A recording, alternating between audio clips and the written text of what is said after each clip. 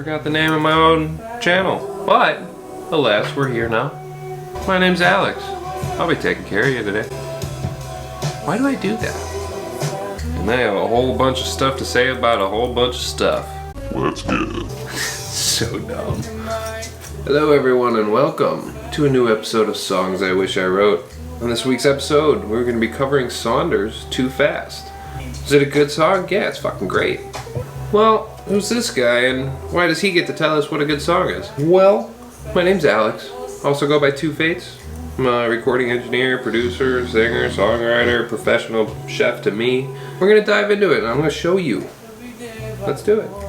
Alright, so a little background on Sonder. Sonder is a combination of three people. There's D-Pat, a two, and this guy named Brett Fias. He's a R&B singer, and he's a pretty well established one. He's a really talented kid. And they basically combined, powerhouses, and they're like, let's just make one of the greatest R&B albums of our generation. And they did it. This is their first big hit. So Too Fast was a song they put out and they were starting to get a little traction just because it was this new concept, new group and everything, so they were trying to get their name out there and they were trying to build it up. Then they get a call from this guy named Donald Glover. He's kind of a big deal. And he said, we want to use your song for our TV show. The show's called Atlanta. He just expected to be slid in the background of something.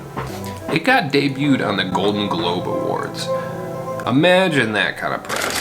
So basically the concept of the song is people around him saying that he's living too fast, he's moving too fast, he's trying to do too much in such a short amount of time. And the rest of it is him trying to explain, I could be dead by tomorrow, all these things could go wrong, I may not make it till tomorrow. I could be dead by the morning. I have to push, and especially as an artist, you just gotta keep pushing because you don't know when that trip's gonna be over, especially because you don't know when the next opportunity's gonna come up.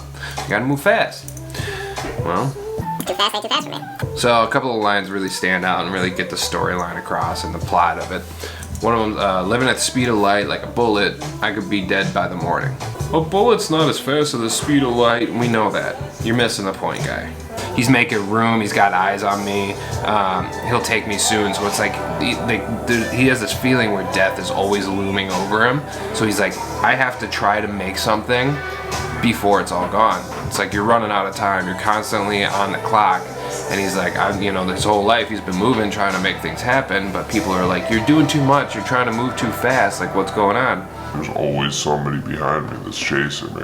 Really great concept, especially as an artist, because some of us, you don't feel like you have a whole lot of options. At certain points you're this is really all I have. What a song.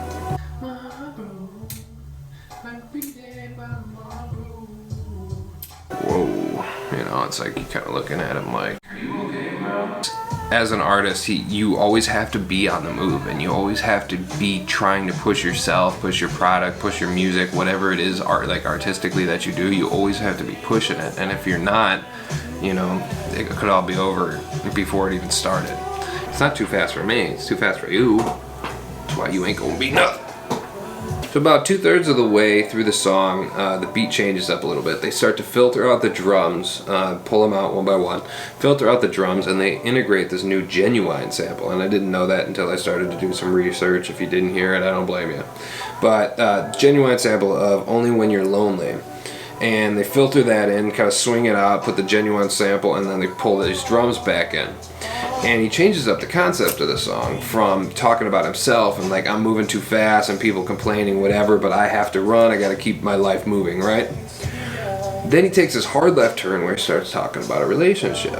And this is the major problem for a traveling musician or anybody that lives this kind of lifestyle is they usually leave because nobody else understands. And whenever you get a free moment, you'll call them up and be like, hey, where are you? And they're gone. They don't answer. And he even brings it up. He says, I called on you. You were needed. I needed you. You were MIA. I thought of you while I was working. I'm too proud to chase you. And now I hope you're hurting. And it sucks, when they leave like that, but nobody understands that kind of lifestyle where you're constantly on the move, you're constantly fighting, working, doing whatever you can to try to make this thing happen. because like it's your mission and you got to complete it, because you always feel like somebody's like looking over your shoulder making sure that you don't get it. There's only so much working at home or you're really gonna get so far, which is really ironic as I record this at home. It's hard for people to understand that. You know, it's like, well, I gotta be at the studio for 13 hours today. And the girl's at home and she's like, I can't do this, I need you here. And they end up leaving more times than not. And especially, you know, at the tail end of the song, tell me what I gotta prove, I don't mean nothing to you, you ain't got nothing to say, you're too good at walking away. It's like she gave up on him way too quickly because he was moving too fast that she couldn't handle it and she dipped.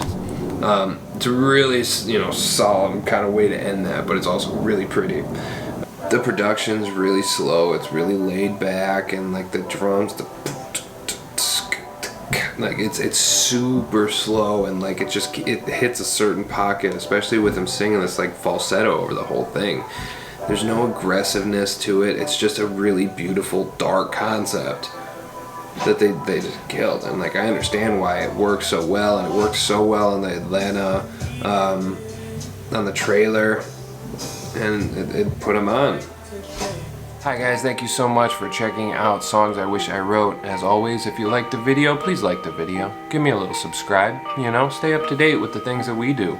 Down below you got the Instagram, the Twitter link, all that good stuff. Also check out the website, you can see all the music that we work on. Who knows, you might like it.